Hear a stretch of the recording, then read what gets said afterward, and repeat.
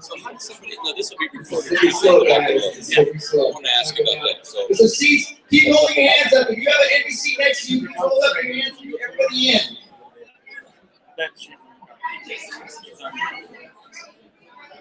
All right. So you just click that room. And then you go to now it'll figure just be. I think we can see right there. We're just going to stand there. Keep holding your hands up if you have an empty seat next to you. We got like one in front. This is like prime real estate, right? 2. 5. You got a whole row right here. Don't be shy. Look at family, right? It's the FanX family.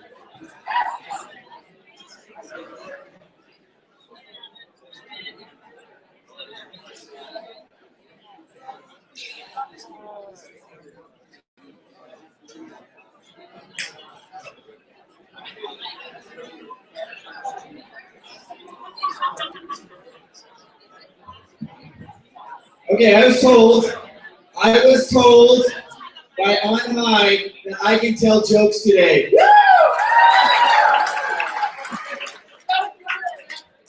What's that? Oh, that's a great thing. That's a great thing. So yeah, this one's for Brian Vandenberg. This is a joke for him. Do you guys know what? There's a dentist, and he was voted the #1 dentist in all of America. And do you know what award they gave him? A little plaque. Okay. It doesn't get any better, guys. That's as good as it gets. What's that? And keep holding your hands up. We have some more volunteers coming in. If you have an empty, don't just hold your hand up. Hold your hand up if you have an empty seat next to you. If you have an empty seat next to you, those people walking in, if you see a hand up, those are some empty seats. We have like a whole row right there. Don't be shy. That guy says, it's like he's eating music. That is, there you go. People ask me, like, if you weren't like emceeing Comic-Con, what job would you want? I was like, well, I probably want a job cleaning mirrors because it's something I really see myself doing. Oh, I will break every one of you down. Keep holding your hands up, guys. Last little bit here. Where's Heidi? Heidi. Uh-oh. Fill up the seat, so stop telling jokes. Oh, I won't stop telling jokes. More seats, more people, more jokes. Okay, you're right. We got the last couple people coming in. For those of you who are just walking the door, if you see a hand up, that means there's an empty seat. Go ahead and sit down next to that person. Heidi, you ready to get going? See a few more people. About ready to get started, guys. We appreciate you guys coming out this cold morning here. We've got 2 seats over here.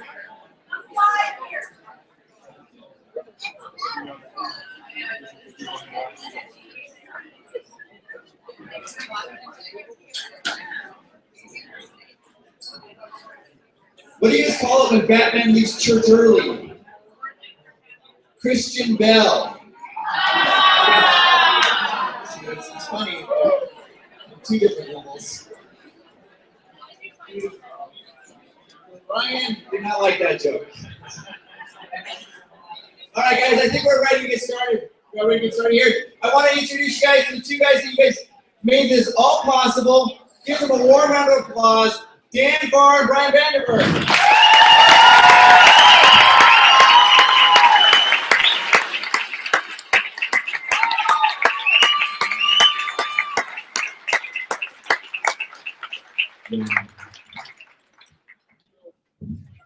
It's amazing that you guys will get up this early in the morning on Saturday to be here for this. It was impressive. But, Chris was saying that the 2 guys that made this possible, and the reality is you guys are the ones that make this possible. And we're so... How about a hand? Yeah.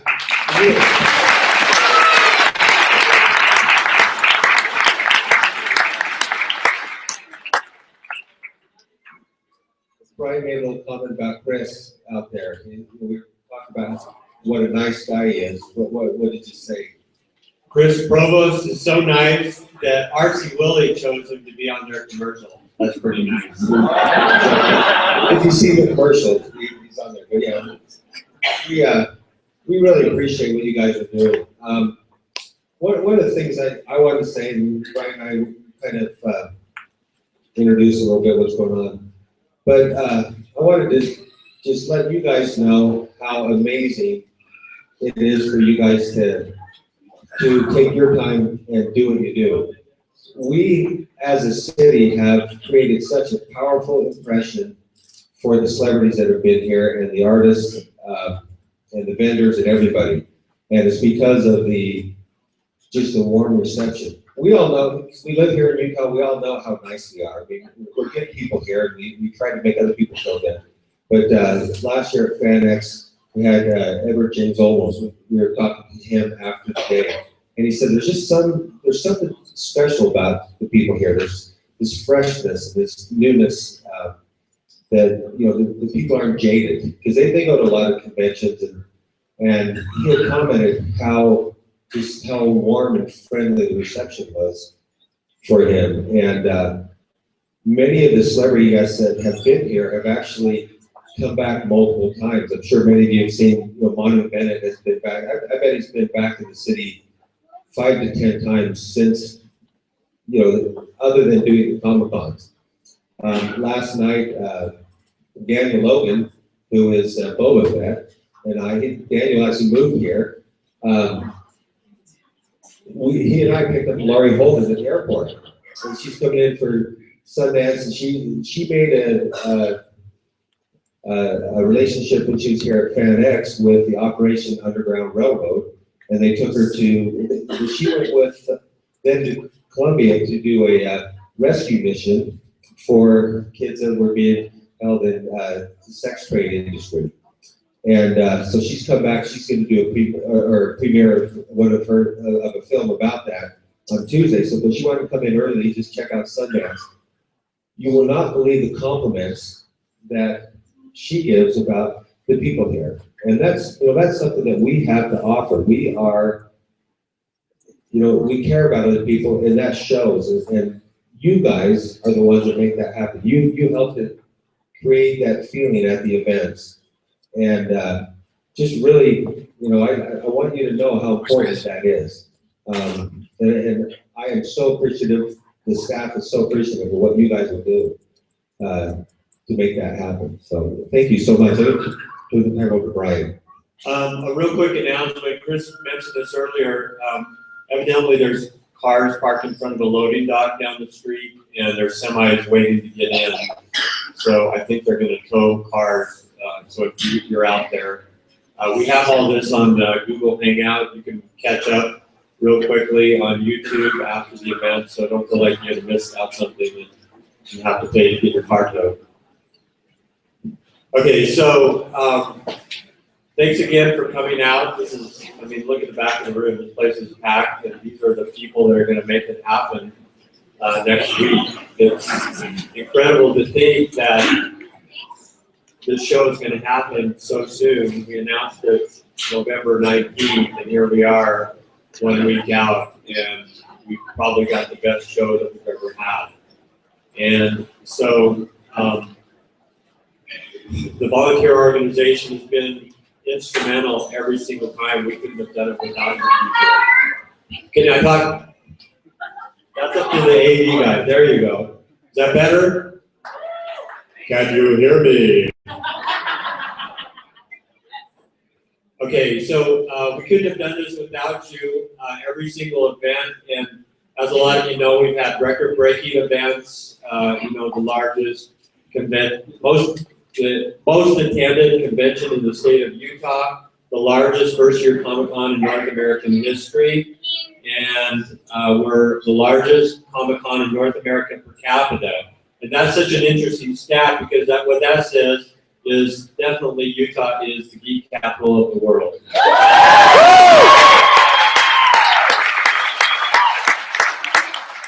We need a t-shirt that says that. I think somebody should make it a t-shirt. Maybe our volunteer shirt should say that on there. Yeah, it's like Geek Zion or something, right? So all of this is so exciting, and this next event, if anybody's looked at the guest lineup, this is really going to be our best show. And so we're here today, to not give you all the details of the volunteer handbook because that could take 3 days. So we'll let you read that on your own. And you don't have to read every single word, but just, pay attention to the sections that are appropriate to you because we did spend a lot of time. And if you do have time, not maybe 20 pages or something, it'll give you a good flavor for the overall scope. Because I know a lot of you are here, for professional reasons that you want to, be able to get a recommendation for a job and increase your skill set so, you can increase your career path and so on. So take a look at the handbook. We spent a lot of time doing that. But I'm going to tell you kind of a philosophy of Damfar Productions and Salt Lake Comic Con and how we want to produce a convention. And our unofficial tagline at the office is that we are the second happiest place on earth. Does everybody know what that means? So we're not ready to take on Disney. We still have our hands full with San Diego, which is going real well.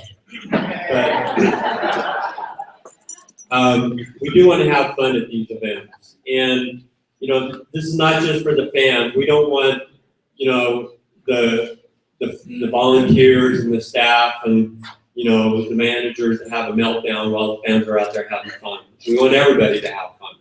And so that's why we got Chris Provost involved. So what you want to think about is like, okay, if you were going to throw a party at your house and you wanted to invite, all your close friends or family and have a good time, you would be thinking, you would have a mindset of, you really want to put on your best behavior and you want to serve people. And I think it really is about how you can serve people in a way that the magical moment of your experience as a volunteer is look at the smile on a little kid's face because you got his picture taken with Matt Smith or in the TARDIS or, next to the DeLorean with Christopher Lloyd or, just came into a panel that was free and got to interact with thousands of people about his favorite Star Wars subject.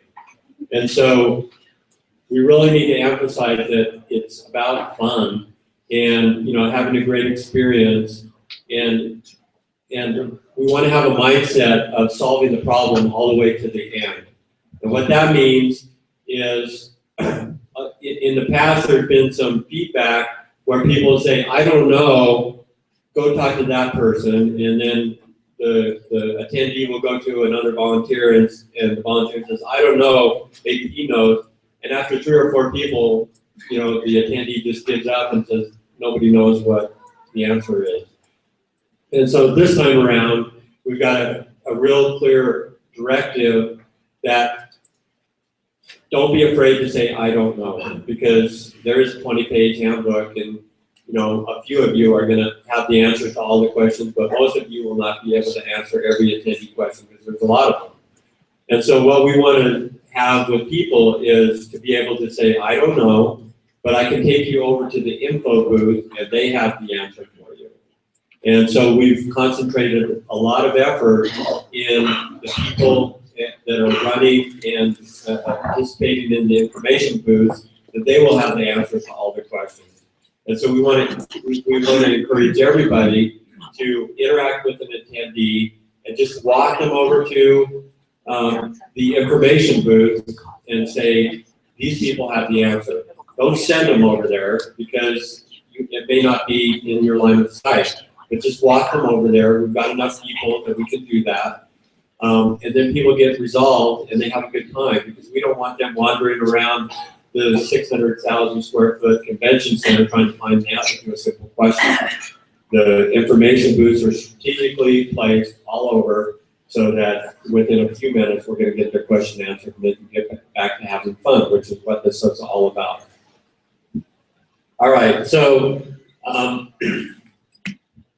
basically everybody knows what a comic convention is, and there's an opportunity. We've got these. a lot of cars that still need to be moved. Back in the, yeah, so if you're parked, I guess anywhere near those loading docks over there, that we need you to move them. Okay.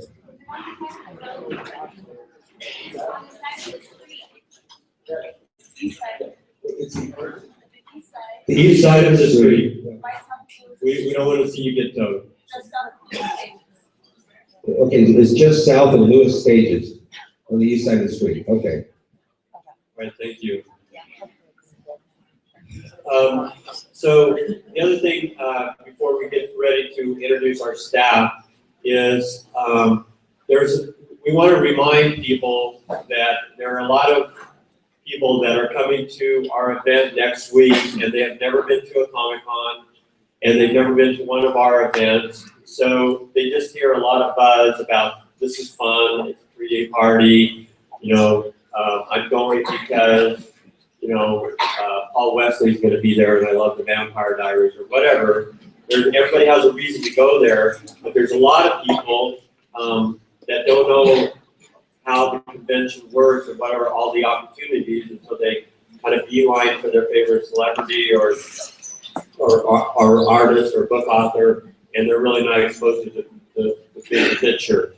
And so we'd like the volunteers to spend some time really getting the big picture, and we've got a little handout map. We want people to familiarize themselves with the concepts. Like, a lot of people have never been to a panel, and for me personally, that's the best part of the convention, because the energy of, you know, 25 minutes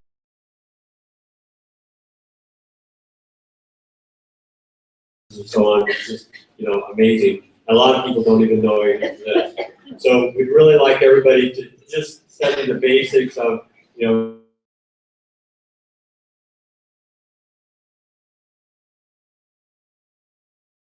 row, and here's the cosplay meetups, and here's the places you can go get your picture taken, and so on. And so when you're interacting with people, you say, by the way, is there any questions you have?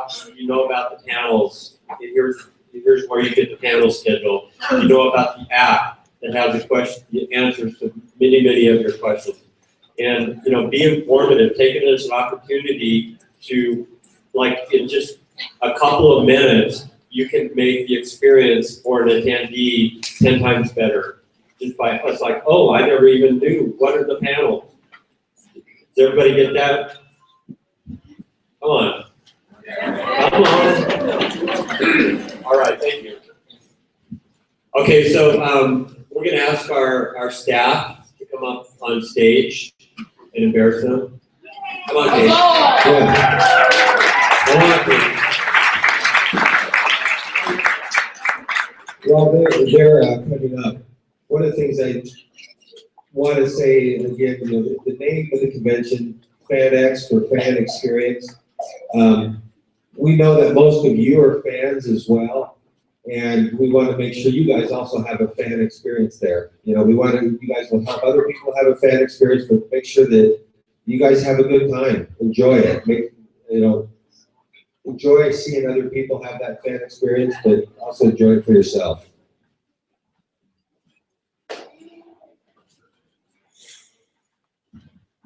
Each of the staff members, they have to talk for 5 minutes, okay? Each of you, okay?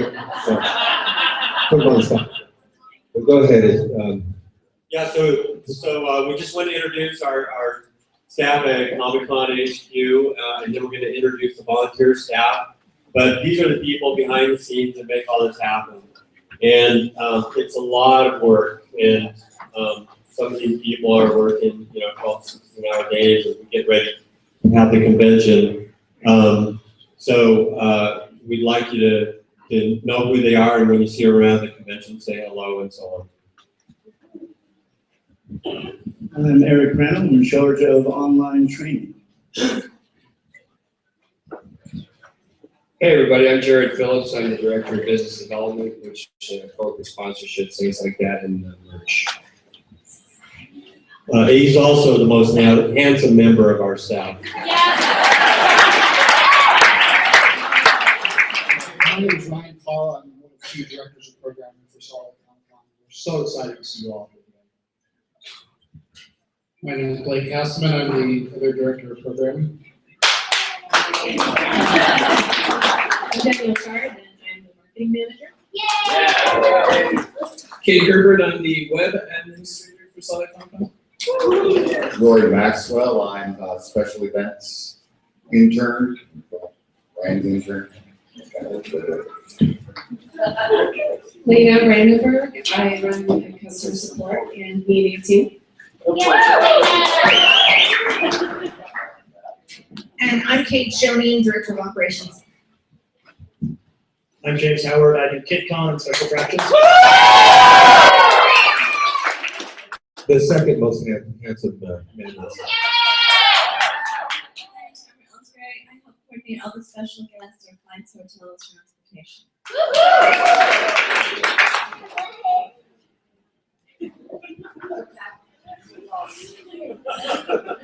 I'm Emily Farr, and I'm special guest volunteer coordinator.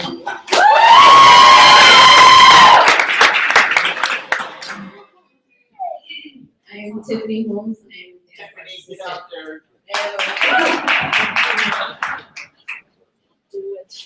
My name is Tina Cochran, and my official title is Uber Facilitator. I like to add operations in there.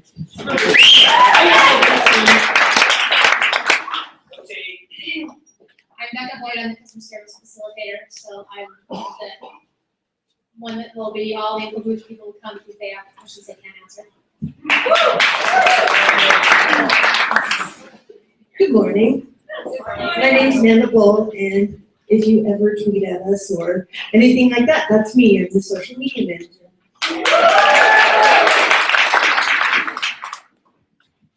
I just almost tripped over a line. I'm Jenna Allison, and I'm a customer service support representative. I'll be backing up Rebecca and Lena, and you'll be seeing me running around like crazy at the common house. I'm Heidi Dunfield, and I'm in charge of special events like the Red Carpet Party and Zombie Laser Tag, and I help out with a few other things like Red Carpet Party. The Red Carpet Party that Brian loves and that you're all going to go to. Everyone on Friday night, the 30th. So everyone knows if you haven't seen me spam Facebook enough with it. Share it on your profile. Help out the Red Carpet Party. Are there still tickets available? There are still tickets available. You know what? There are cosplayers that are coming, and there's famous people. And so everyone share the red carpet status on your Facebook page and your other social media. All my friends live the same.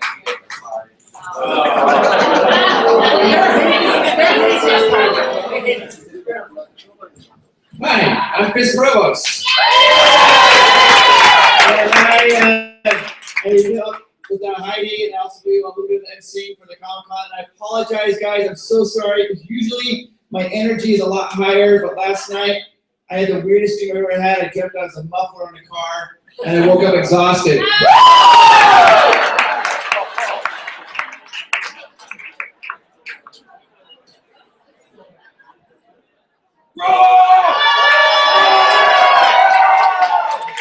How do you follow that though? Like honestly. I didn't get a chance to meet everybody helping out with the volunteer program a couple months ago. This time around though, they brought me up, they have me in a different position. I am now producing the cosplay competition. So,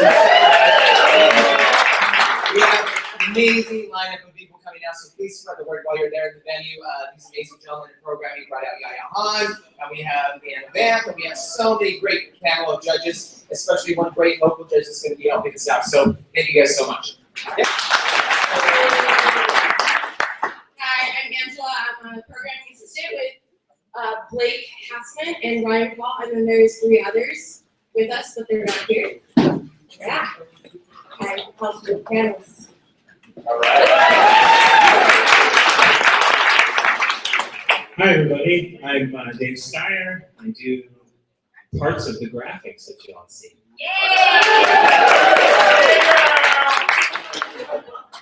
Hello, my name is Aaron Christensen. I'm a writer for the staff, and I've been documenting all these exciting meetings we've been having. Okay, let's give the staff a big. All right, here we go. Hi, I'm Tony Woodbury. I'm the Senior Volunteer Manager. I'm really happy to be in this position talking to you guys, and we are Groove. So this is the volunteer management team. Troy Holt, Senior Volunteer Manager as well with Tony. In charge of Volunteer Central, also getting you in and getting pizza to you. The last thing I'd like to do is put a ban on once-a-year jokes from Chris, so we don't hear the exhausted one again.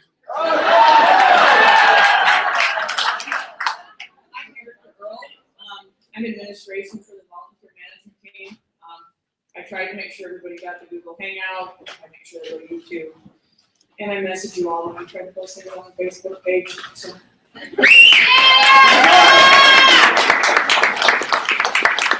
name is Dave Farr. Can't really tell you because it's secret. Otherwise, I have to kill you. So, I do something behind the scenes that's fun and all that stuff.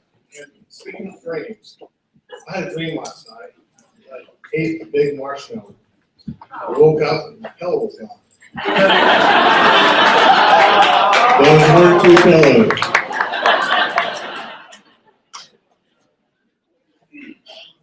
Okay, I'm Laura Bullen. I'm that crazy lady that you're texting at 1 o'clock in the morning. Thank you for that, I appreciate it.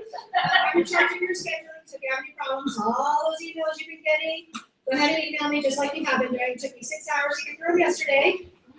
So we'll see how long it takes today, and I'm very, very excited for the conference.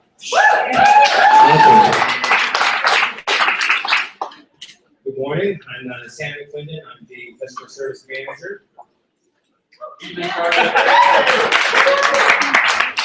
This is the man that's running all the information booths, so when you say, I don't know, you take it to Sam's team and get the answers. Kirsten Billingsley, flexible assignment team, also known as floaters.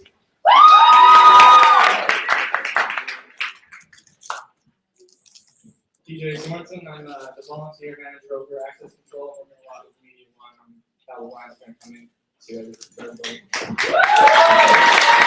Is Ivy here? Come on, let's embarrass Ivy.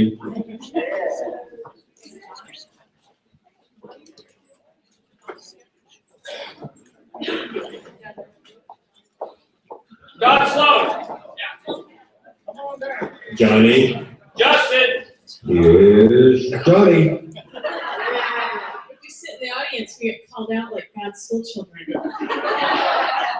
My name's Ivy Melton-Sells. I am the volunteer services manager.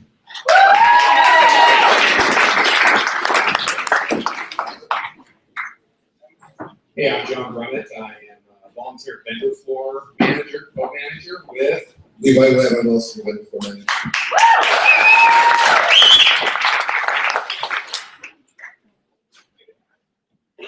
I am John Stone, and I run the ticketing platform with the grant as well as built the RFID system for this year, and run the registration. And then, I'm Johnny. I'm Justin Watt. I work for John Sloan, and I do access control with Derek Dichter and TJ Sorensen.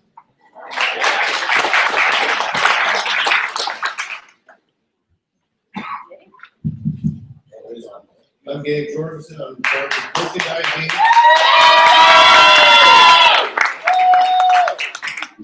Thank you. Got everybody? I'm sure we're missing a few people, but so before we move on, it was just brought to my attention from Chris Provost. There was an accident at a Comic-Con across on the East Coast, and something fell from the ceiling and severed off the left side of an attendee. But he's all right now.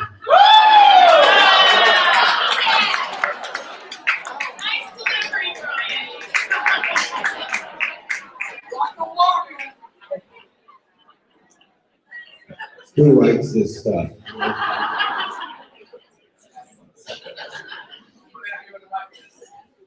Okay, so now you're starting to get a feel for the people involved on the management team for Salt Lake Comic Con and our volunteer senior management team. Everybody's important here, and we want to feel like you are going to have a great fan experience and a great volunteer experience. And you know, everything we're told so far is that it's much more fun to be a volunteer than an attendee because you get to be behind the scenes and get to serve people. And so, you know, it's an honor and privilege for both of us to be able to put this organization together. So please give yourselves a big hand.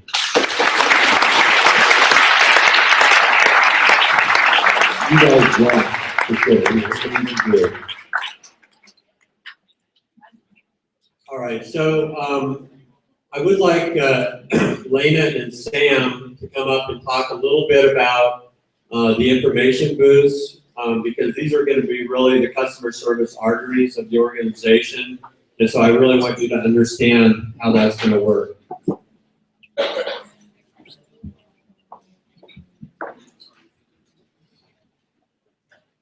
I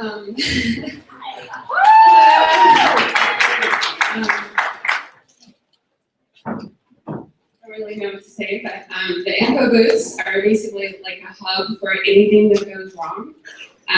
This time around, we're going to have actual staff there.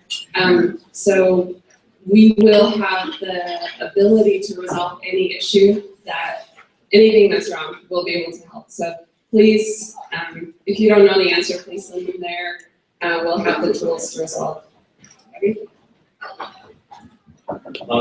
So one big change this time around from Comic-Con is that there'll actually be more mobile information booth volunteers moving around the floor.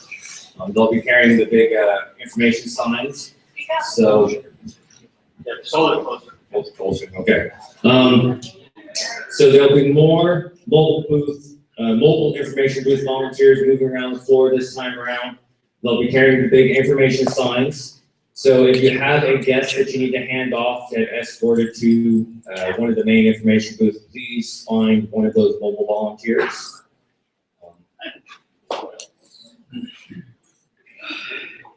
Any questions?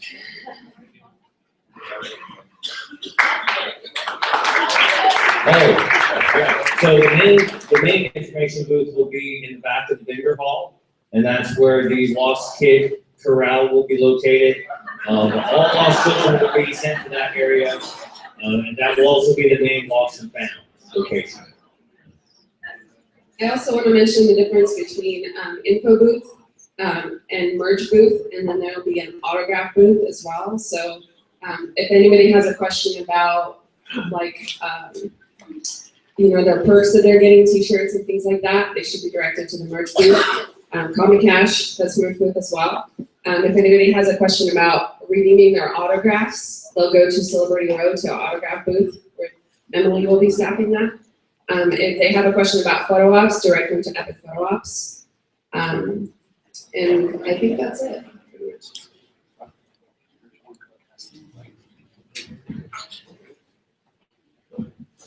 Okay, thanks guys.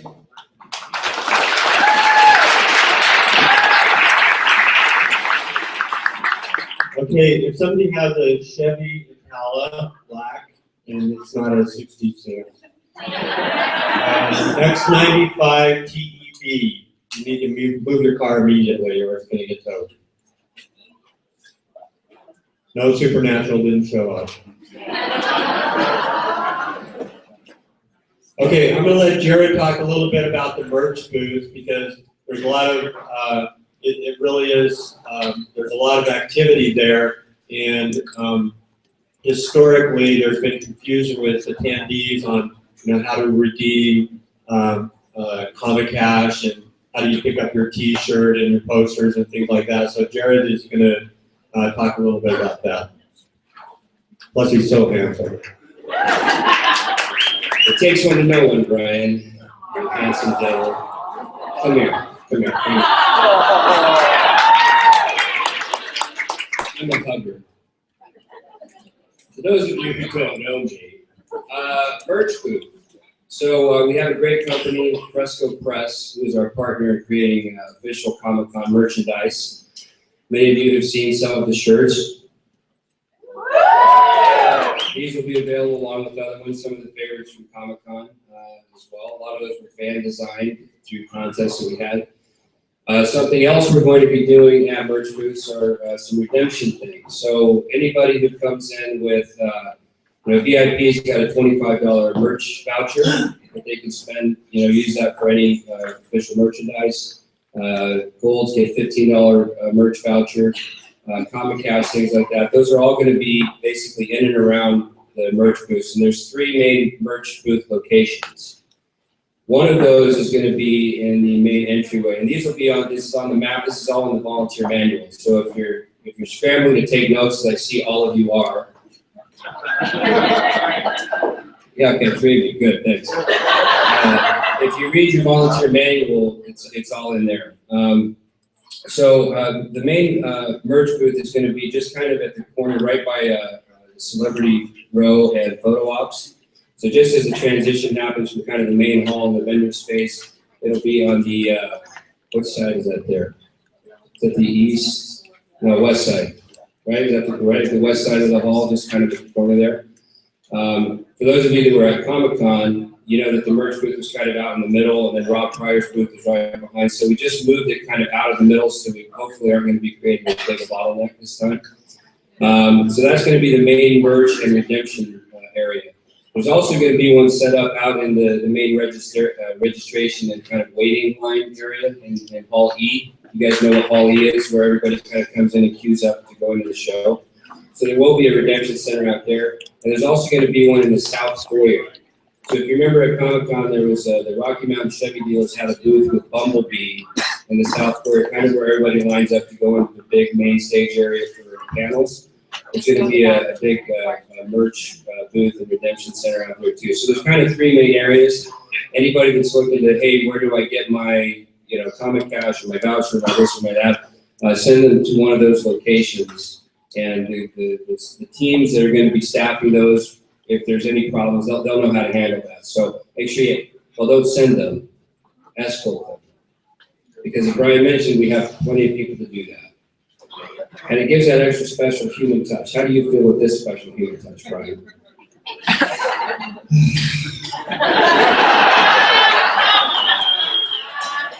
Jared out. Not quite out.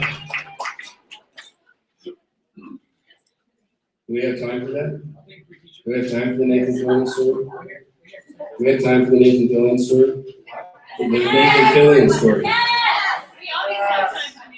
Well, I guess some of you guys haven't actually been in any of the panels, and I've told this story a couple of times, and we know that Chris Provost loves to tell things over and over again. But I'll do it because many of you may not have seen this. They haven't seen it. They've not seen it. Okay, so at FanX last April, I met Adam Baldwin in the lobby of the hotel. And he was checking in, and he turned around, and I said, hey, Mr. Baldwin, nice to meet you. And he's a big guy, by the way. I mean, he's taller than, he must be like, what, 6'7"? And I'm a hugger. And usually I'm hugging people that are littler than me, because I'm 6'4". And so he kind of puts out his hand and said, well, I'm a hugger. And he kind of looks at me and he goes, bring it in. And Chris will be me for this, and I'm going to do it so you can see his face, because I want you to get the full experience. So I'm Adam Baldwin in this equation, and Chris is a much more handsome version of me. And so this is what Adam Baldwin does. And he holds on to me and he says,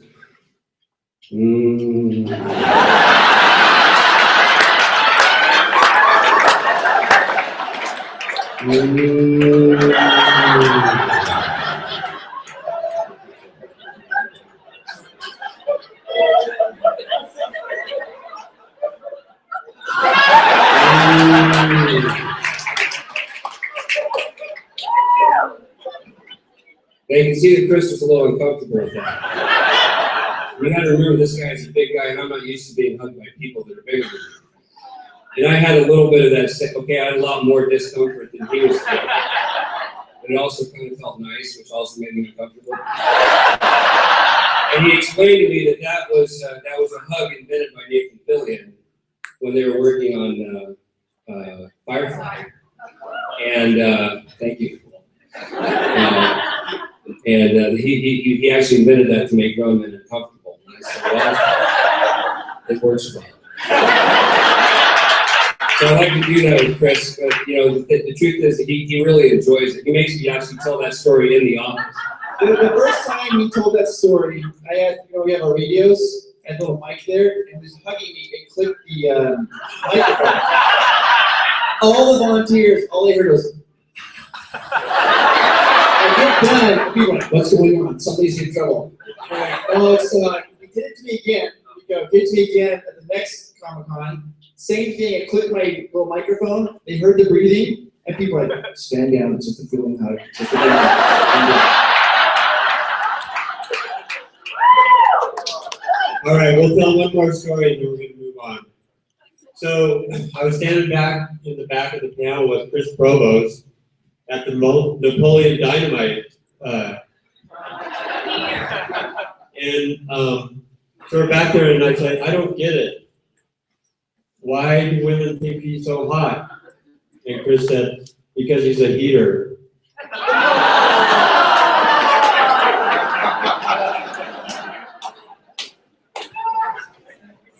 All right.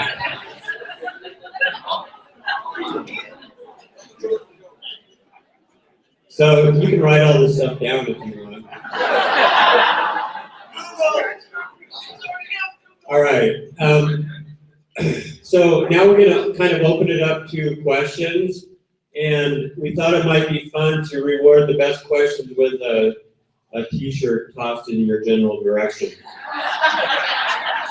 So who has questions? Right there in the back.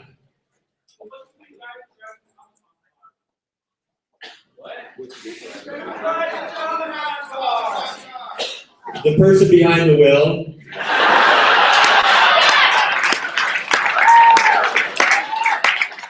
Next. We take turns.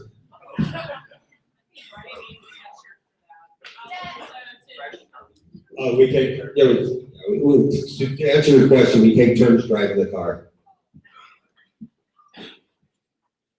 Does Volunteer Handbook explain the difference between the wristbands and what they allow?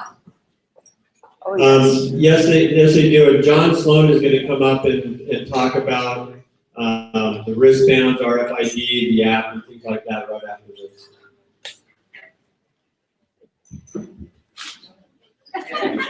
Yes, gentle tossing. Okay, there's a hand in the back. Yes, you that just turned your head around right there. Yeah. Stand up.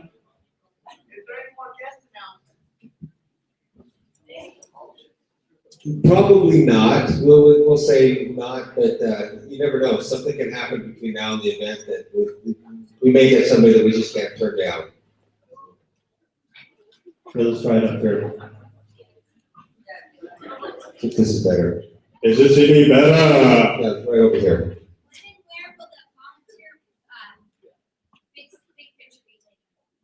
Say again. The question was about the volunteer picture. When and where would the volunteer picture be taken? All volunteers. In about 20 minutes.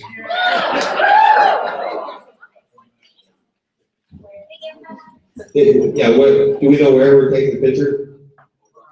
Okay, on the railroad tracks.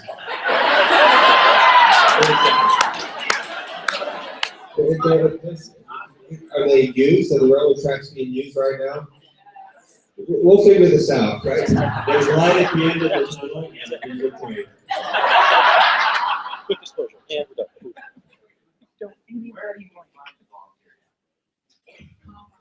There's a link to it in the Facebook group. There was a link to it sent out last night in the volunteer newsletter. Talk to your manager, they can get you a link.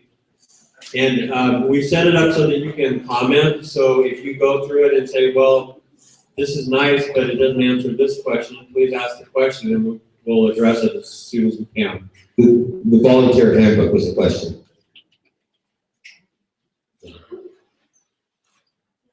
Right there with the gray shirt. You. Yes. I think it's important, can we go over, in case of emergency, can we go over the procedures so everybody knows that procedure? In case of an emergency like a seizure. He wants to go over the emergency procedures. And? Yeah, it's hard to hear again. But he's asking about the emergency procedures. Are we going to go over it here? No. It'll be in the handbook. Are you talking about emergency procedures at the convention? You're going to talk about it? Okay. Emily Farley.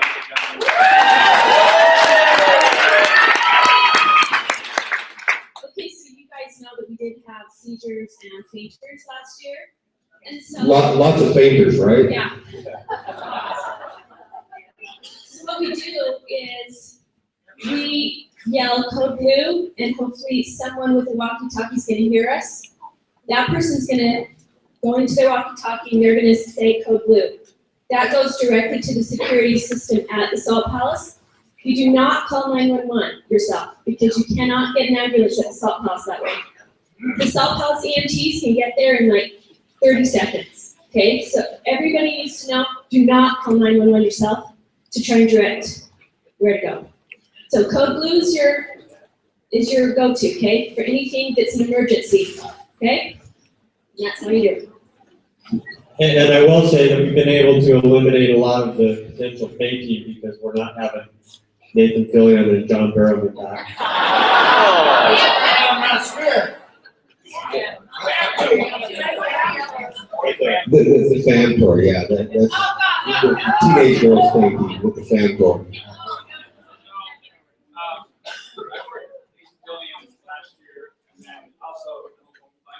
I had some very impressive volunteers, and luckily there was law enforcement finding Billings line to help out. But what is a situation where volunteers getting pushy with you and is not going how you want it to go? I know volunteers aren't supposed to. Yeah, there's no room for aggressive volunteers. There's no problem that can't be solved without a gentle presence. And so everybody really needs to be in the mindset of, just like, how would you treat your little sister that's like 4? And, you really need to be gentle and listen a lot. You have 2 ears and 1 mouth. That's generally the proportion you go with. Security or people we can go to kind of afford that volunteer. Yeah, you do want to escalate if there's somebody that I don't want to anticipate those kind of problems because we really have such a great group here. But if there is that kind of problem, then all you need to do is, the first step is, if you want to treat the fan with respect, you need to treat the other volunteer. And maybe, you never know what's going on with that person. Maybe they have death in the family, they haven't slept for 2 days. There could be any number of situations, and I've been known to be cranky once in a while. Yeah, he needs we have a whole bag of Snickers bars by his desk. So please give people the benefit of the doubt, and first talk to them and say, hey, I noticed your behavior, and this isn't consistent with our core values of how we want to interact with guests or celebrity guests or attendees or anything like that. And if that doesn't work, then you can escalate it with your manager. But first, give them the benefit of the doubt because people are going to be working really hard and they're going to be tired and cranky and any number of things. So just please treat them with a great amount of respect and dignity. How about right back in your back order there? Kind of goes in line with what's already been asked. caffeine drips for volunteers, or lithium mist, Valium mist going through the air to calm down. She's talking about some calming supplements for the volunteers. Oh, for the visitors. Yes, all right. Yeah, to keep the visitors, in line, right? But once again, I mean, caffeine for the volunteers and lithium for the attendees. But once again, I mean, we don't want you guys putting yourself in harm's way either. I mean, you guys, there's no reason to be physical out there. I mean, we have security people there that are paid to do that, and we'll let them do their job there. But unless you're hugging Jared, and then you can be physical.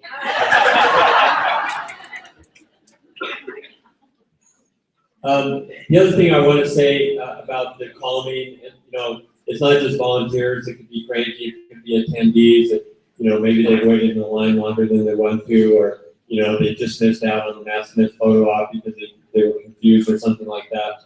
And so my experience is the best way to de-escalate an angry person is to ask them powerful questions like, what is it going to take to make you happy? And then what that does is it puts their brain off into, the brain has to answer that question. It's like, okay, what would it take to make me happy? Well, I can't be happy, I'm pissed. It's like, well, if you could be happy, what would it be?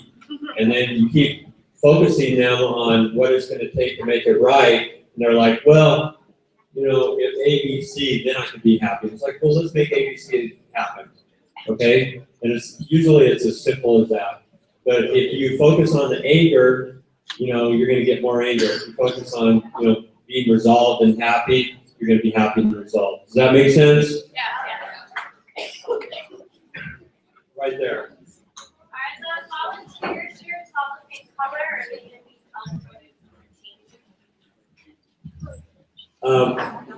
to be We do have what, two different colors on the volunteers? There's several. There's a couple. Several. Huh? The managers will have polo shirts. The celebrity volunteers have a different shirt, and then everybody else has green. See? yeah, I don't know. Do we have any red shirts? Hey, we're not doing red shirts. I like the red shirt. Yeah. I know, but if you've ever watched Star Trek.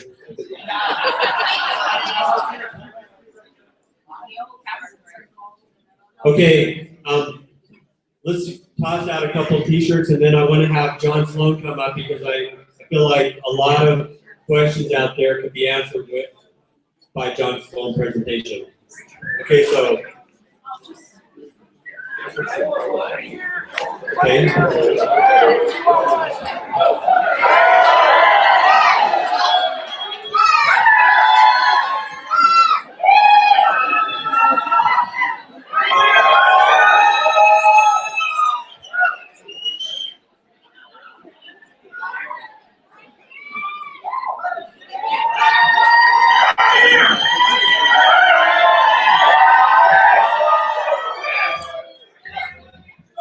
Ferris would like to get a picture of you guys, so we're going to do a photo op with Brian and I and the rest of you in the background.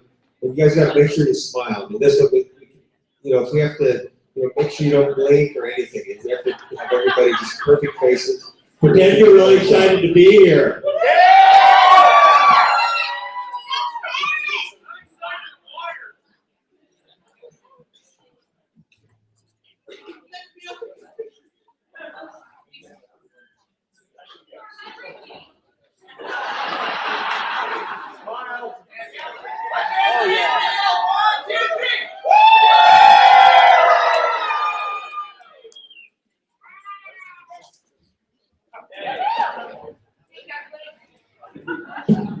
Yeah, I heard somebody blink. Come on, Ferris, we got to do it again. All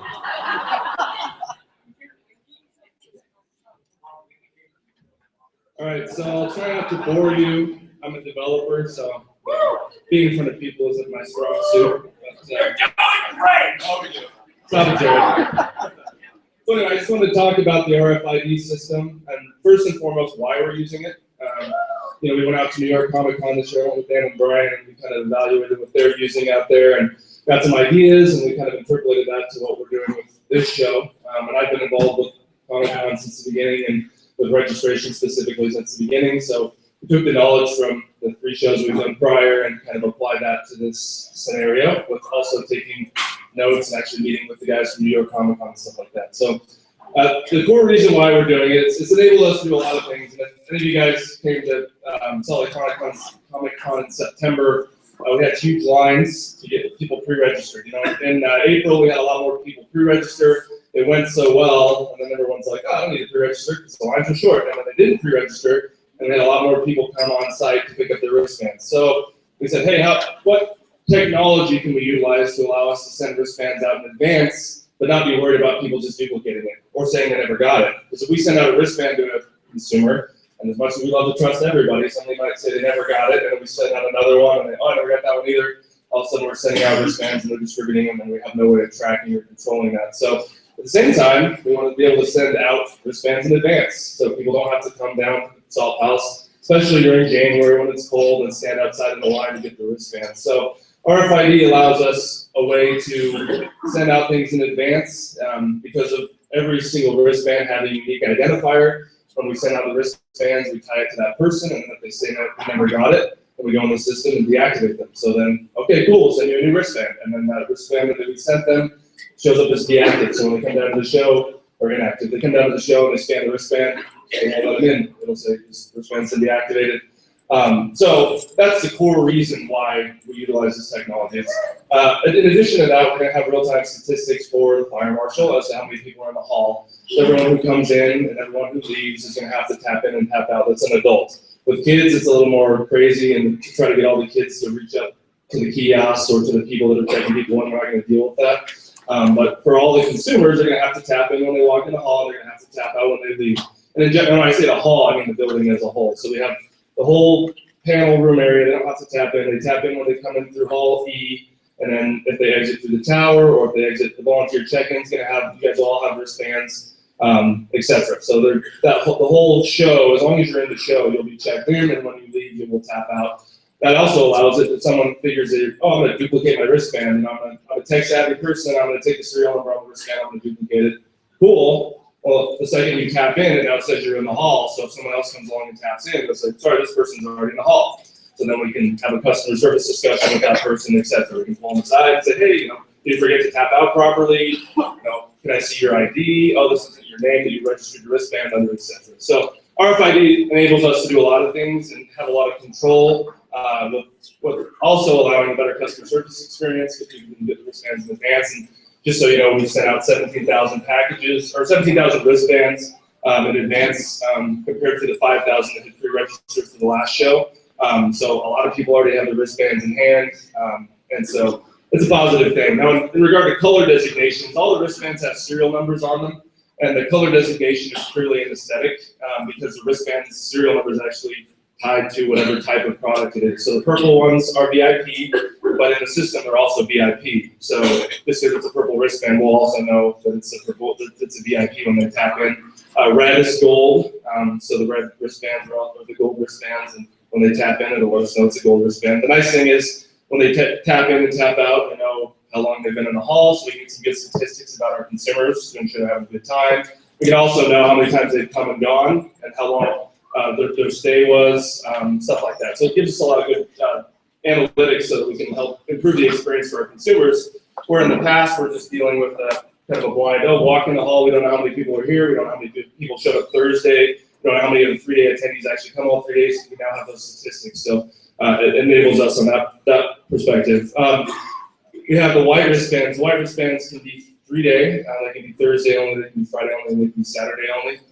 So when they tap in, it knows what that wristband is, and then basically, if it's the wrong day, it'll let us know it's the wrong day, etc. We have a customer service area dedicated specifically to people who have problems. So if someone's confused or if they got the wrong wristbands, etc., we can handle that on site and deal with those problems for them. So I mean and then color designation. In addition, we have yellow. That's for vendors. So vendors will have wristbands as well. And then lastly, green is for volunteers. And the nice thing is the app that we're running shows us all these statistics real time.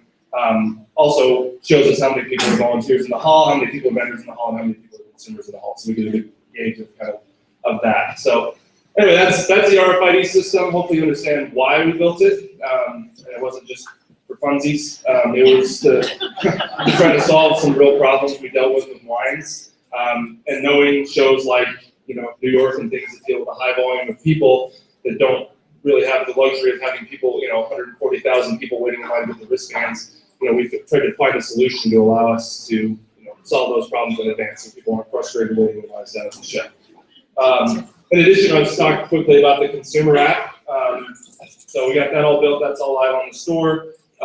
Kate's working hard on getting everything updated there, so the consumers will have real-time access to the panels if there's any panel changes. They can set up push notifications for their panels, so if they want to see a panel at a specific time, they can have it notify them an hour before. Last year, we had it so it automatically notified people before the panel. This year, they can actually choose if they want to be, and then if they do, what time frame before that panel that they're notified. And then the volunteer app, and I'll be getting with all the captains here to kind of talk about that. I know you guys are using a different system for time management, but in regard to staff management on site, one of the key things that we felt was positive last year, we had someone in the middle of the show pull the fire alarm, and so that we didn't know how to disseminate that information to everybody, because radios are great and all, but they're not necessarily a great communication pipeline, especially in an extremely noisy environment. When a message is gone, it's gone, as opposed to like a text or a push notification where you have to address it at some point. So we have that environment in the app. Like last year, we had somebody pull the fire alarm. How do we let everyone know? Well, thankfully, a lot of people had downloaded the volunteer app. We sent a push notification to everyone after we confirmed it to solve policy. It wasn't an issue. And then we let everyone know quickly, and we didn't have a problem. We were just trying to run around and tell everybody, or trying to tell them via radio when they have this huge noise in their ear, etc. So we have that, and we're going to be using it for a couple of things, and I'll go into it further in the volunteer group. I'll kind of post a video and talk through it.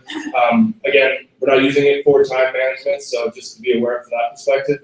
But in regard to your teams will all be set up in the system. So if you need help, for example, you can say, I need help, and it'll pull up all your shifts, and it'll send a push notification to everyone on your team to let them know, hey, Bob needs help over here, so you get help quickly, as well as the ability to communicate between one another via push notification. So I don't give out your email addresses. No one knows your email address, but they can send you a message through the system that they need to get a hold of you and send you an email and a push notification. So that's basically it from the technology side.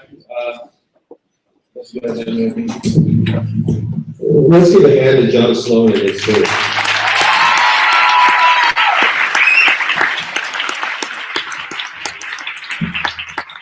Okay, so we still have a car that does need to be moved. It's a Honda Odyssey. If you have a Honda Odyssey and you're parked over, it's license plate Y090FV. So if that's you, you need to move it. So maybe it's not here, who knows?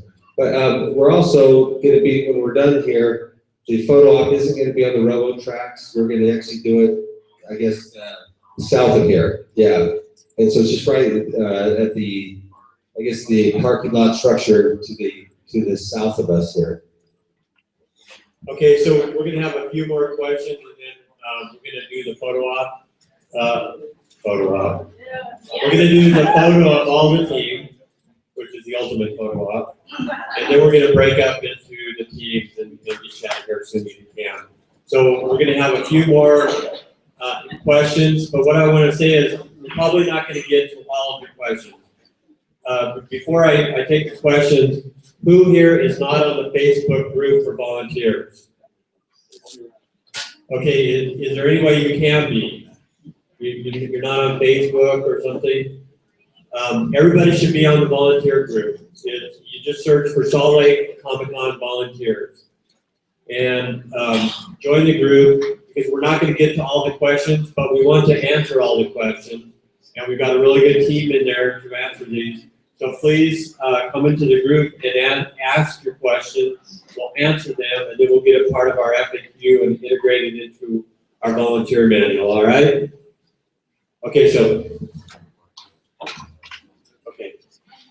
before we go on, Troy's got some things to say about Volunteer Central.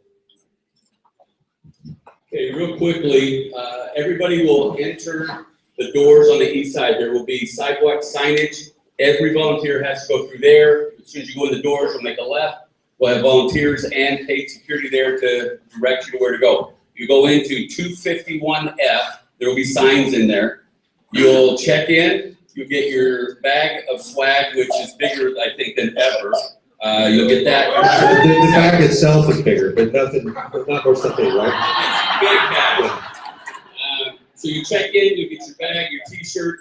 We also have a place for coat and bag check right there. And there will be a system where we'll know whose is yours. Please don't leave anything valuable in there. You know, take it with you, your wallet, your keys, your etc. Okay. Then you'll exit through what we call the volunteer break room. The nice thing about that is instead of waiting in line, I waited 25 minutes past with my voucher and I got a hot dog. And so now then, I know pizza's not going to be for everybody, but they have got pizza for us, and for special dietary needs, there'll be salads, a limited amount of salads with no coupons. Once you have earned your ticket, there are 3 ways to redeem that. One is you will leave it in a little kiosk that says volunteer will call. You'll put the person's name on it you want, except for like before. Number 2, you can bank them forward to September, which is a great thing they've offered for us. So, if you bank them forward, you basically have to deal with me. I will be available at the end of every day to put you on a list so there's no misunderstandings of using or whatever, and I will hand it over to Brian, and we will take care of you in September. Or number 3, you can do a combination of both. If you have 2 tickets, 3 tickets, you can use one for FanX, you can bank them. In the Volunteer Central, like I said, there will be pizza, napkins, plates, etc. Also, nobody is going to confiscate your water, your sandwich. If you have a special dietary need, bring it in. Be discreet, though. We don't need big coolers. Technically, the Salt Palace doesn't want outside food for obvious reasons.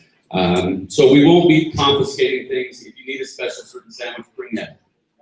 Also, we need you to check into the break room when you get in and check out, just so we can predict the needs better than come September for how much pizza, so we don't overspend on that. Remember to also check in and check out with your captain or manager in that area, whoever's doing that, and help them make your breaks consistent. Let's see, 2 other things. The best part about this whole thing, I've arranged for anywhere from 3 to 6 massage therapists to be there every shift, all day, every day. Come enjoy that. Admit it, they're a volunteer, but come enjoy that. Come to the break room, sign in, sign out, get your massage, get your food, and decompress. Thanks, Troy. So if you weren't paying attention, I think what Troy was trying to say about the food is that if you were ever considering kosher, vegan, vegetarian, any kind of special diet, the weekend of FanX would be the best time to do that, because then you can bring that special diet in your backpack. Got it? Got it. Otherwise, you're eating hot dogs. Okay. Okay, Tony and I have come up with a way. We want to thank all those volunteers that go above and beyond. Not just the everyday great volunteer, but the ones that go above and beyond. And we want to show you what's going to be available. It's very limited, less than 1% we have had made. There's special beanies that are embroidered. These are way cool. And we want to give one to each of the 2 hardest working people so far.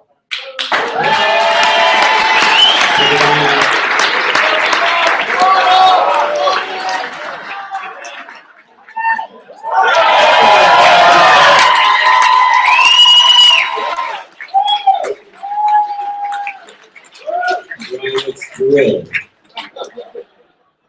Yo, what up? This will be good for Sundance. We can go up to Sundance for a little bit. All right, so we're going to take a few more questions, and then we're going to go get our picture taken. You right there. Yes. What made you decide to do FanX in January? What made us decide to do FanX in January? I'm going to let Dan take that one. There were a lot of factors. This microphone is getting feedback, but there were a lot of factors that went into it. April was going to be a tricky date. We only had 2 days on the calendar that the Salt Palace had available to us that we could have chosen from, or not do the event at all. We really wanted to do the event. We felt that it was important to have the 2 events per year. And so the factors that went into it was just the limited days that were available between January and April. And April, we had the LDS Church General Conference weekend, the same as what the date that was available. And so we had that. We also knew that there was 3 other large conventions around the North American continent that were going on. And having those conventions we'd be competing to get a lot of the celebrities. And, because all the conventions are trying to get the best celebrities. And so we looked at the January date and we felt that would be better. And we also liked the idea to have it overlap Sundance. We wanted to see how that went. And, a lot of the people in the community are thinking of the celebrities that are in town. They're all at Sundance and it's all making the news and people are talking about it. I guess some of the guys saw Brad Pitt at a party last night. I don't know if they're telling me the truth or not, but he was in town. And anyway, it's kind of that with FanX being really, it's a fan convention. It's focused on celebrities and artists and famous people and having that fan experience. We thought it went well Sundance. So those are a lot of reasons that went into it. There's more, but we just. Should I tell them the real reason? Go ahead. Okay, so a lot of you are of the predominant faith around here, and General Conference was in the April weekend. And what happened is Mark Pellegrino, who plays Lucifer on Supernatural, we didn't think it'd be a good idea to bring him in during General Conference.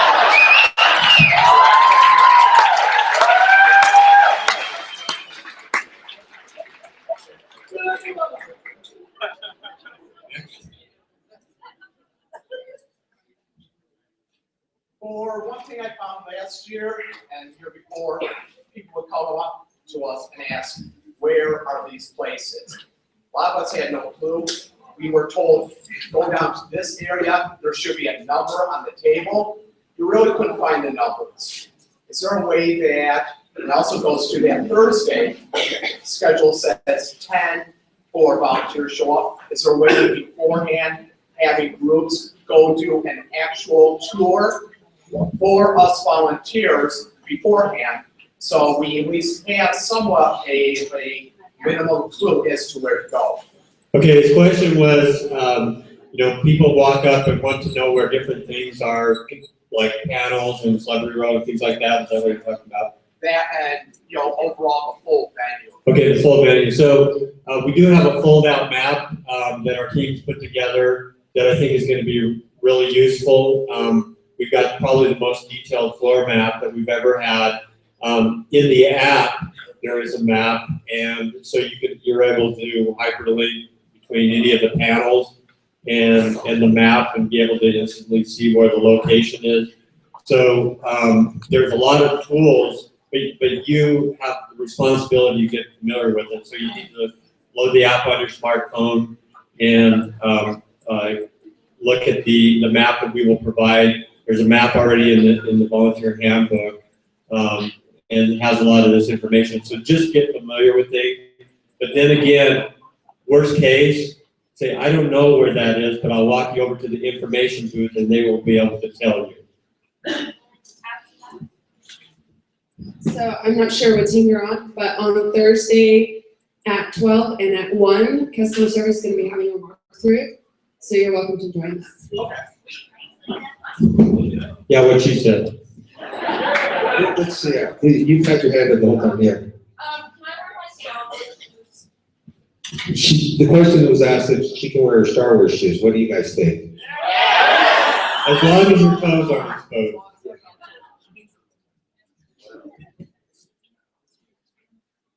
Okay, we're going to take a few more questions. There's a woman waving her arms back there. Yes, you. doing it for me. Okay, that counts even twice. On the volunteer handbook, it states where we park at. Are we allowed to park in the Salt Palace parking or no? I believe you'd still pay for parking in the Salt Palace. We really recommend parking outside of the venue and taking public transportation in a short way. What that does is you don't have to worry about your car. You won't be paying extra money for parking, and you'll leave more space for the attendees. But you can, I mean, technically you can, I mean, but they charge you to park there. Well, it's not an absolute, but we're suggesting that if you can, leave it open for, the people that are attending, but also, there could be some handicapped people or people that need special help there, so. Yeah, speaking of handicap, we have, I think are gonna have our best program yet for the ADA capabilities with our team. And so if it's not clear, like we were going through the line like on Thursday in September, and there were people in wheelchairs waiting in line. And so some of us, including me, would go there personally and say, hey, you're in a wheelchair, let's get you to the front of the line. And surprisingly, there would be some attendees like, why is this person gonna get ahead of me? And which is just shocking. But if you see an elderly person or somebody in a wheelchair or somebody that's having a hard time, or maybe somebody's diabetic and needs to get sit down or whatever, let's go the extra mile to take care of those people, because we really don't know what it's like to have that kind of disability and challenge, and we want to take care of those people like we never have before. Is that all right with everybody?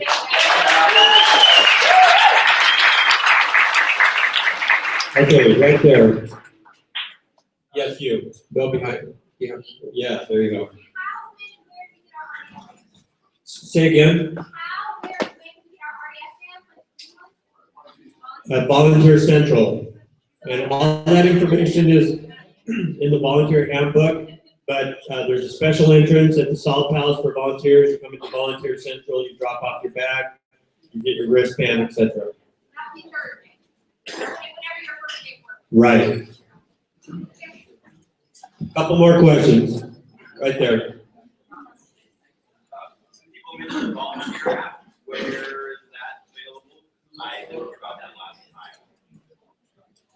With the volunteer app, so we're kind of mirroring a couple of systems for schedules and so on. You're going to use the volunteer app. You'll want to download that and so on. But Laura has been handling a lot of the schedules with another program that has some more capabilities than what we have on the volunteer app. So go ahead and download that, and there should be a John.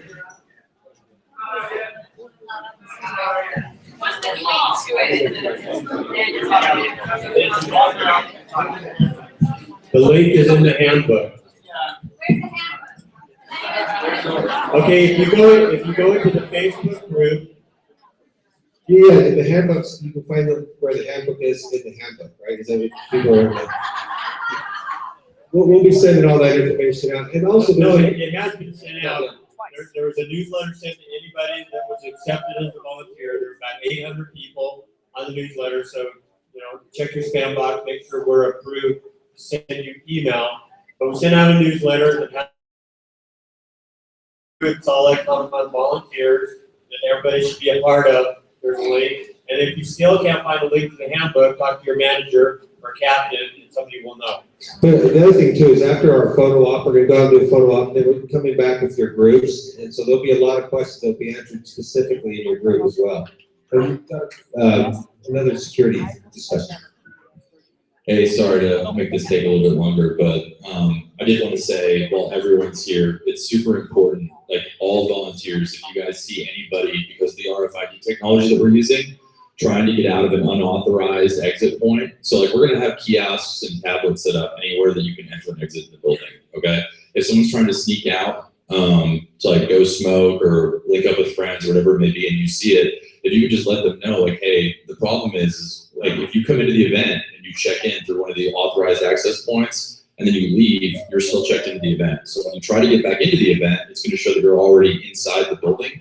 And then they're gonna have to go through a customer service process and it could create a line. So that's kind of like everybody, you know, be on the lookout for that and just let people know, hey, you know, if you need to exit, there's not gonna be any lines. New York Comic Con, I want to say, had 2 for 130,000 people. It was 130,000 people in New York. Is that correct?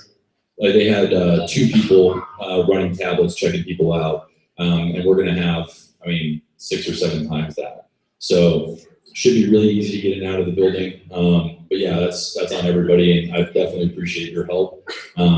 This is TJ. He's also going to be working with us on access control. So for all of the access control people, definitely please link up with us after the photo walk. Thank you. Okay, we're going to kind of wrap up the questions because you are going to meet with your managers after this, and I highly encourage you. I know there's still questions. We're not going to be able to get to all of them, so please get into the group, ask the question, and so that, you know, that's a big benefit for the whole team. Ask the question, and then we can get the answer not only to you, but everybody else, all right? Okay, so let's break it up, and we're gonna. Well, Ferris is gonna give us directions on what we do for the photo, so we can make that run smoothly, right? Okay, now we're gonna turn it up over to Mr. Hanson and Ferris. Thank you, Jeff. Anyway, my name is Sparks. I'm on the media team with Lena. So we're going to go right at the door, go left. There'll be 2 loading dock areas. I'll look at the shade. Everybody just go in there and just line up. Whoever is on the front line, just go down on your knees. And yeah, maybe second shot in the wings. I think everybody wants to go to the mug shot for this. Okay, everybody, you can listen. These are the instructions. Do not go yet. You will follow him. He's going to lead us to like the Pied Piper. If you are a volunteer for the zombie laser tag thing, once the photo op is done, you can go ahead and go. If you are a different volunteer, after the photo op, you will come back in here and we're going to be segregating our little groups. So each little group, you'll have your volunteer leader, they'll find you, they'll answer your questions at that point. If you have not yet signed your volunteer form, if some people came in late and not filled out the volunteer form, we'll need you to fill out that form when you come back in here, okay? And you also will get your bus passes. So once again, photo, come back, we'll be in our groups, volunteer form, it'll be, you guys, real quickly, I need you guys, 1 second. I need you guys to give some serious love to these 2 men right here, Brian and Dan.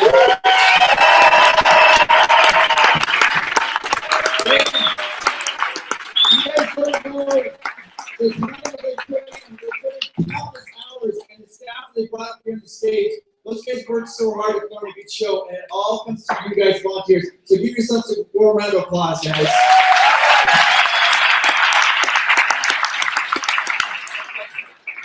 Go ahead and follow Ferris and walk our photos.